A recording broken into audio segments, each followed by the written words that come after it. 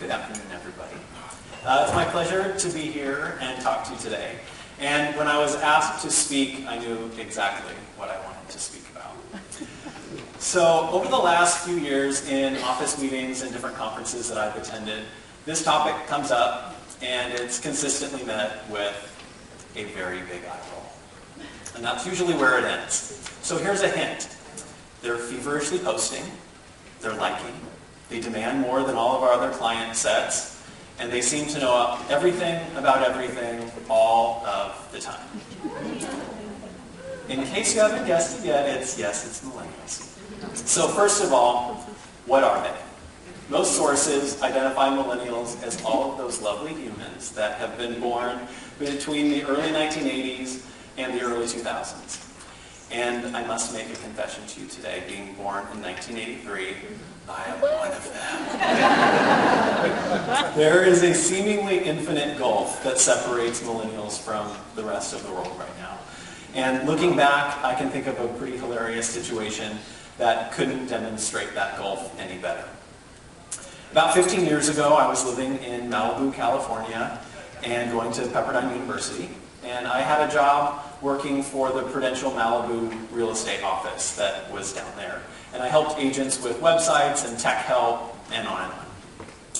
So one particular day, Malibu's condo queen, Judy Van Schoik, and the Pearl District's future condo queen, moi, were working together. Judy was an absolutely commanding presence in Malibu's condo market. She did a buttload of business, like $50 or $70 million. I remember sitting in her spreadsheets going, but she was also really, really, really, really old school. So we were sitting at her desk that one particular day. Judy was in control. She had the mouse in her hand. And I was trying to help her learn spreadsheets in Excel so she could get her production and client information all organized. So I said, hey, Judy, move your mouse over here, to this spreadsheet on the screen. And what she did next actually happened. She took the mouse on the screen. Wow.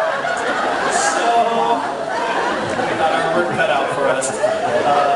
Old school and new school had a little bit of work to get our generational syntaxes to work together. But I will say, after some time working together, I designed her a beautiful website, and on her own, she could make simple edits with it. So how did Judy and I bridge that gap? And how do we, as real estate brokers, bridge the gap between us, our industry, and what's frankly the biggest set of buyers and sellers that the industry has ever seen? So first, we need to understand who millennials are, and sure, it's easy to latch onto the stereotypical tidbits and envision all those millennials as plugged-in, know-it-all people who are entitled and they'd rather interact with their phones than the actual world. I'm sitting up here and your phone's still on. The reality is when you look deeper at who they are, what emerges is a generational mindset that's the product of technological immersion, parenting styles, and societal disillusionment. It sounds pretty complicated.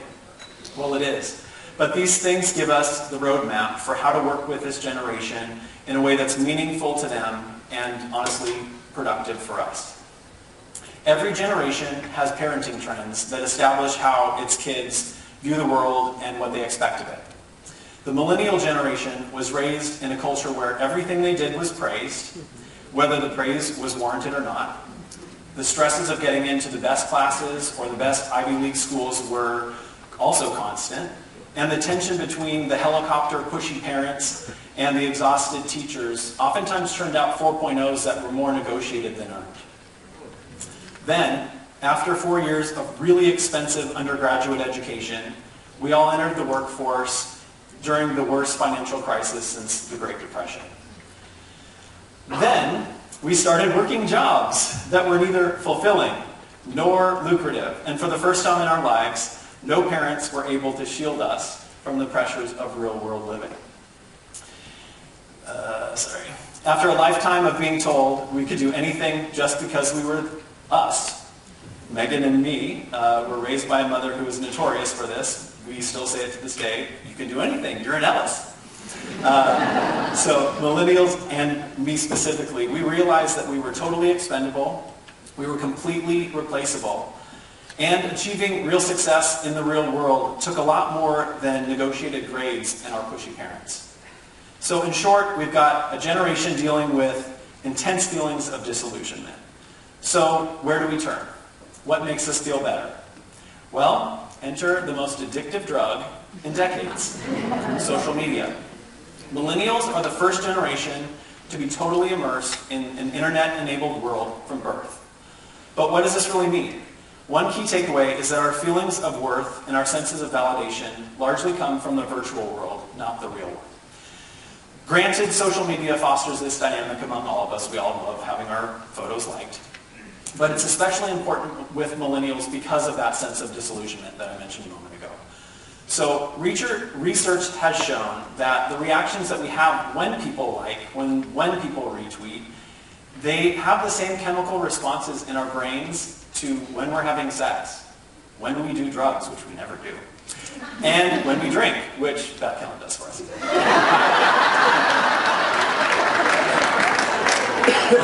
So is it really that big of a surprise that this generation is especially prone to look for that validation and purpose in the virtual world when our bodies are pumping out these highly addictive chemicals from all of these likes and retweets and reposts? Absolutely not. Okay, so I'll slow it down. I painted a picture of a debt-laden, poorly parented, smartphone addict, know-it-all culture. It sounds amazing, right? Okay, so we have a lot to do to bridge the gap. Where do we go? Well, thankfully, the real estate industry is not going anywhere. And we're talking about a generation who's taking a lot longer than prior generations to make real estate decisions. So first, we have time. This graphic here is, it's a pair of graphics actually. Zillow Group conducted a study over the last couple of years, tons and tons of questions and really robust data. But the first graph at the top there will show you over time the percentage of people of the millennial age that have been making key life choices. So getting married, buying your first house, having kids. And at the bottom it shows all of the different ways that the millennials tend to interact with their decisions to purchase homes. So they're social, about 60% of them will engage opinions from their friends and family. They're patient, they're willing to wait longer, pay off their college debt, and buy the house that they want to be their forever home than a ticky-tacky house to start. They're personal, and this connects in with that patience. They're seeing their homes as much more direct reflections of themselves than anything, than a placeholder. And they're selective.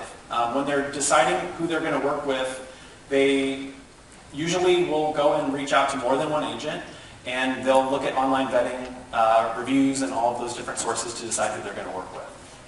So here are some things to keep in mind as millennials age, and we finally jump into the real estate market. First, millennials are the most mobile and tech-savvy generation ever. When you ask a typical millennial how they're going to communicate with the people they know, it's this little guy right here. It's mobile. So how do we translate that into our practice of real estate? Get mobile. Embrace mobile technology. Find ways to engage via mobile. Instagram campaigns. Boost a Facebook post. And God forbid lately, a tweet.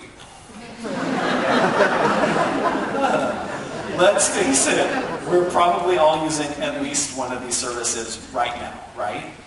So click around a little bit more and learn how to leverage what you're already doing in your day-to-day lives to engage this giant segment of the population that you're marketing to. Also, take the time to ask your clients of any age how they want to be communicated with. Engaging your clients in a way that makes them comfortable will only increase their level of trust and respect for you and what you're trying to tell them. Second, this sounds basic, but it's really, really important. If millennials don't like what they're getting from the agent that they're working with, they're simply going to turn to an app to get it. So, your value lies in providing high-level service all of the time. you'll hear the phrase concierge level service. And Brian has harped on this years and years and years of these meetings. Be the trusted professional. But also be a modern realtor. Be able to efficiently handle your transaction, but also leverage the tech tools that you're already getting just for being a Windermere agent. Touch CMA, Neighborhood News, Custom Express. These are all amazing tools that when you leverage appropriately will get you more listings, they're going to sell your listings faster, and they're going to get people to know what you do, how you do it, and they'll see you as that trusted professional that they really want to work with. So, in the end, they're not Generation Z.